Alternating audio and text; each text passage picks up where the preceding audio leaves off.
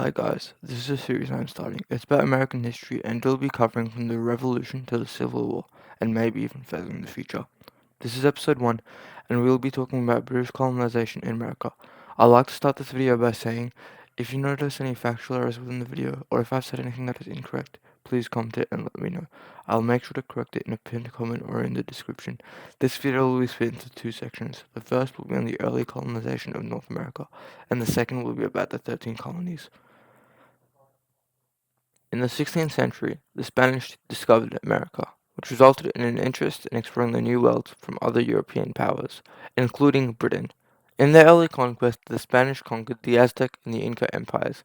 I won't go into much detail about this, but all you need to know is that by the end of this time period, Spain controlled Central and South America as well as much of the Caribbean islands. At this point in time, North America was mostly unexplored and unsettled by the Spanish, so it became a focus of colonization for other European countries, such as France and Britain. The French and the Dutch were more focused on establishing trading posts with Native Americans for furs. However, they also claimed some land. For example, French explorer Jacques Cartier claimed northern North America, which resulted in the founding of Quebec in 1608. Then in 1626, the Dutch purchased Manhattan Island from Native Americans, resulting in the founding of the colony of New Amsterdam, which is modern-day New York. The focus on trading meant there were small European populations, which meant they had slightly better relations with Native Americans than the English colonies had. The English colonies in the New World, in contrast to the other European nations in North America, focused more on growing cash crops like tobacco and sugar. The British government at this time would grant charters to private companies to establish plantations. So in 1607, the Virginia Company, given a charter, founded Jamestown, the first permanent English settlement. This system promoted immigration to the New World, resulting in the establishment of permanent towns and villages. By the start of the 18th century, Britain had numerous colonies throughout North America. These included trading outposts in the far north of Canada, Caribbean islands producing sugar on large plantations worked by slaves, and the 13 colonies on the Atlantic coast, populated by immigrants and religious refugees from Britain. This is the area we will be focusing on in this series, as this is what the America we know of today started off as.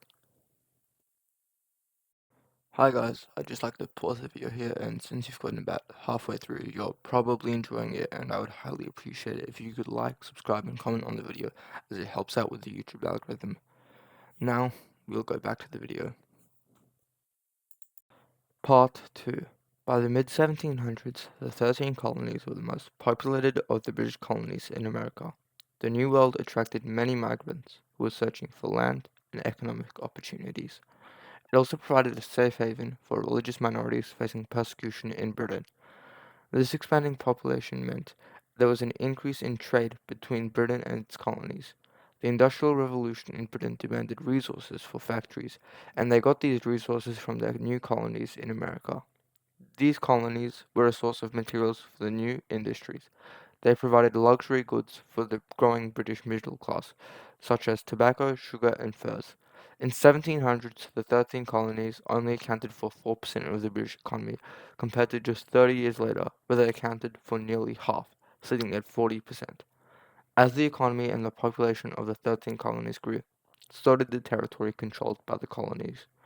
More colonists required more land, which meant there were more and more villages were established further inland. The settlement was expanding deeper and deeper into Native American areas and regions claimed by the French. This expansion tragically resulted in conflict between the settlers and Native American tribes.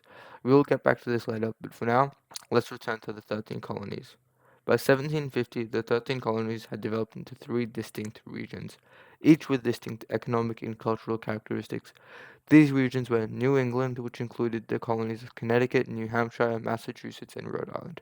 The people living in this area were mainly English Puritans fleeing persecution in England. Since they had poor, rocky soil and a cold climate, farming was difficult, so the economy was based on fishing, logging, and trading. Then there were the middle colonies, which were Delaware, New York, and New Jersey, and Pennsylvania.